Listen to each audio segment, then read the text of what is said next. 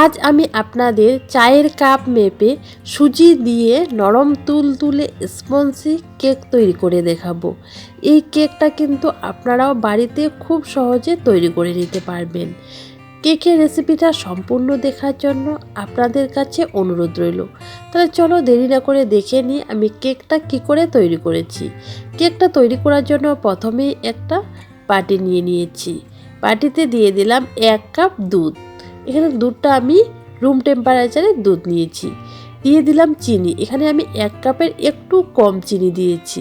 আর দিয়ে দেব আমি ওই কাপেরই 3 ভাগের 1 ভাগ সাদা তেল।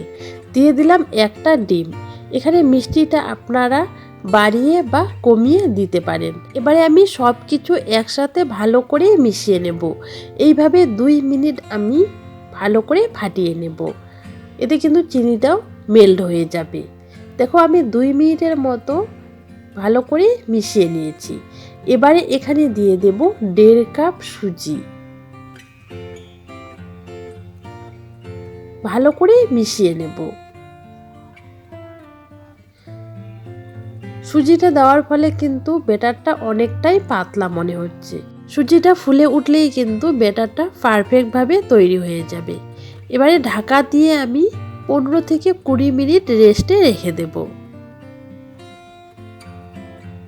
15 থেকে 20 মিনিট পরে ফিরে আসলাম। আর দেখো ব্যাটারটা কিন্তু পারফেক্টভাবে তৈরি হয়ে গেছে। এই সময় যদি আপনাদের ব্যাটারটা পাতলা মনে হয় তাহলে 1/2 কাপ ময়দা অ্যাড করতে পারেন। এবারে এখানে দিয়ে দেব বড় চামচের 1 চামচ বেকিং পাউডার, 1/2 চামচ দিয়ে দিলাম বেকিং সোডা, কয়েক ফোঁটা দিয়ে দিলাম ভ্যানিলা এসেন্স। এতে কিন্তু কেকের গন্ধ ও স্বাদ দুটোই কিন্তু সুন্দর আসে। এবারে সব কিছু আবারও 2 মিনিটের মতো এভাবেই মিশিয়ে নেব। এতে কিন্তু কেকটা খুবই স্পঞ্জি হবে। 2 মিনিটের মতো ব্যাটারটাকে এভাবেই আমি মিশিয়ে নিয়েছি। দেখো ব্যাটারের ঘনত্বটা কিন্তু এরকম হবে। এবারে এই ব্যাটারটাকে সাইডে রেখে দিচ্ছি। ব্যাটারটাকে সাইডে রেখে আমি একটা মোল্ড নিয়ে নিয়েছি। মোল্ডে একটা পেপার দিয়ে দিয়েছি। পেপারে সামান্য একটু তেল ব্রাশ করে নিয়েছি। এবারে কেকের এই মোল্ডটাতে দিয়ে দিচ্ছি ব্যাটারটা। সম্পূর্ণ ব্যাটারটা আমি দিয়ে দিয়েছি। এবারে একটু ট্যাপ করে নেব যাতে ভেতরে কোনো রকম হাওয়া না থাকে। এবারে উপর থেকে কিছুটা পরিমাণ ফ্রুটি টুটি দিয়ে দিচ্ছি।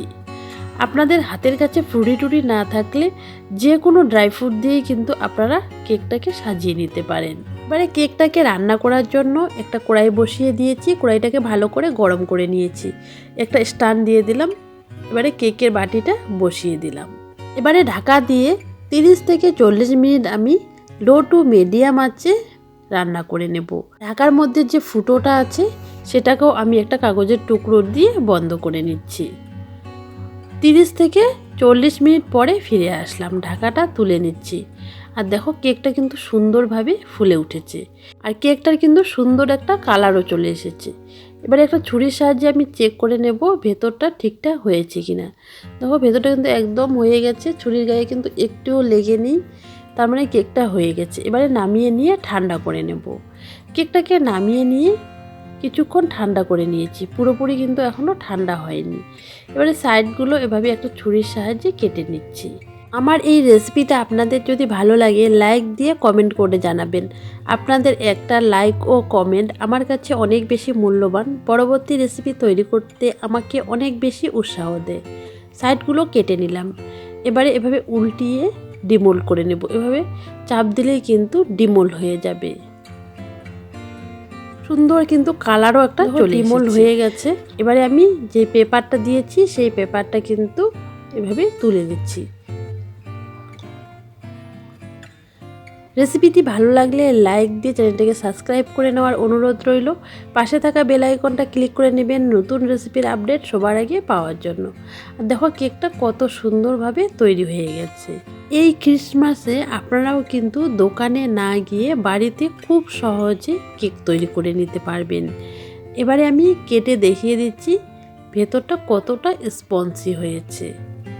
আর দেখো বন্ধুরা কেকটা কতটা স্পঞ্জি হয়েছে দেখেই বুঝতে পারছেন।